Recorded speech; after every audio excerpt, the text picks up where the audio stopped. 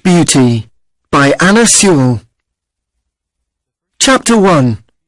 My Early Years. The first place that I can remember is a large field with a little wood at the top, where I lived with my mother and some other horses. A small river ran along the bottom of the field. If I stood at the gate to the field, I could see my owner's house next to a road. The owner, Farmer Gray, was a good man. He gave us healthy food, and he spoke to us as kindly as he spoke to his children. There were other young horses in the field with me, but I was the youngest. I used to run with them and have great fun.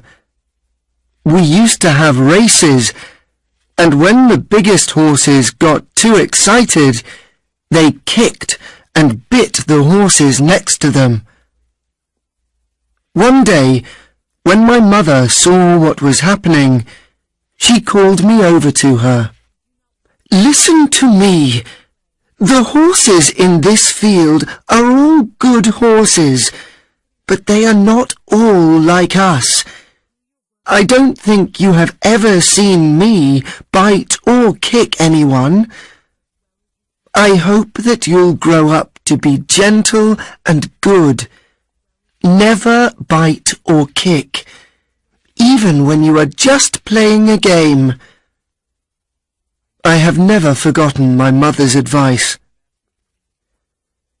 I grew into a tall, strong horse with a black coat, with one white foot and a white star on my head. I soon learned how to pull a carriage. Sometimes I pulled the carriage with my mother, and she helped me to learn what to do. The harder you work, the kinder people will be to you, my mother explained one day. I hope you find a good owner. However, there are many kinds of men. Some are as good as our owner, but some are bad. We never know who might buy us. Sometimes people don't understand what a horse needs. I found out that my mother's words were very true. When I was older, Farmer Gray decided to sell me to a new owner. His name was Squire Gordon, and he lived in a big house in a place called Birtwick Park. It was a lovely place to live in, with large fields and comfortable stables. Squire Gordon had a kind helper called John Manley, who looked after me, and I soon became good friends with the other horses in the stables. One was a small fat horse called Merrylegs. He was a jolly, gentle horse who was always making people laugh because of the way he walked. He carried the young children of the family.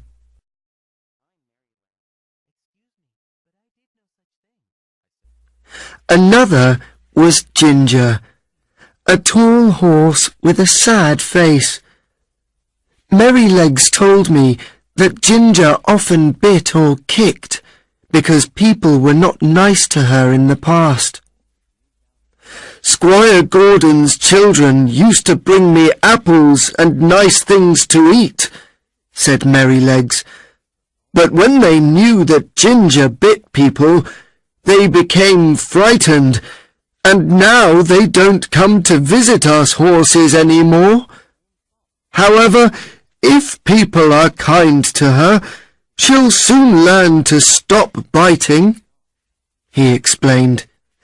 The next day, Squire Gordon took me out around Birtwick Park. "How is your new horse?" asked his wife when we returned. "He is a perfect horse," he said. "What shall we call him?" "He is very handsome," his wife said. "Why don't we call him Black Beauty?" "Yes, I like that," said Squire Gordon. And that is how I got my name. On some days I worked with Ginger, pulling carriages. Although Merrylegs said that Ginger was sometimes bad-tempered, I found that she was thoughtful. She always worked hard, so that I didn't have to pull the carriage any more than she did. We soon became good friends. One day, when I was working with Ginger, she told me about the people she worked with in the past. None of them was kind, and some of them were often cruel. She decided that she did not like people and did not want to do what they asked her to. The problem was that some people hit her hard when she refused to do what they wanted. That was when she started to kick and bite people. Then they wanted to sell her, and finally she arrived at Squire Gordon's. However, as time passed, Ginger understood that John and Squire Gordon were different from her other owners.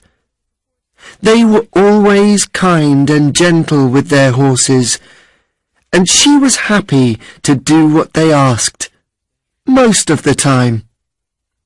Then one day, she saw something that showed her that some people could be good.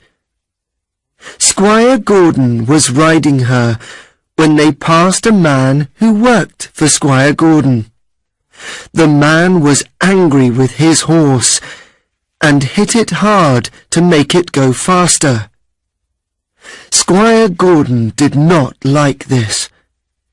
"I've never seen a man who was so unkind to a horse," he cried. "No horse will do what you want by hurting it. The people who work for me must understand that a horse is not a machine." Ginger now began to respect Squire Gordon. After this, she decided she would not bite or kick people any more. "She'll be as good as Black Beauty soon," said John. All she needed was for people to be kind to her.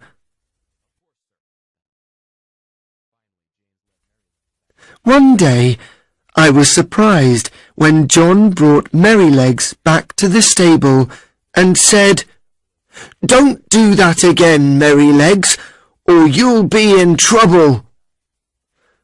"What did you do?" I asked him. I was very surprised, because Merrylegs always behaved so well. "Oh, I didn't do much," said Merrylegs. "I wanted to give the boys a lesson, so I threw them on the ground." "What?" I said, very surprised. "But you were always so careful with the children." "Of course I am," he said. "I would never hurt the girls or the little children, but the older boys need a lesson sometimes," he continued. "They think that a horse is like a machine, which can continue for hours without a rest. They never think that I can feel tired. So I stopped. When I did not continue, they hit me with a stick." Then I threw them off. They need to learn how a horse feels.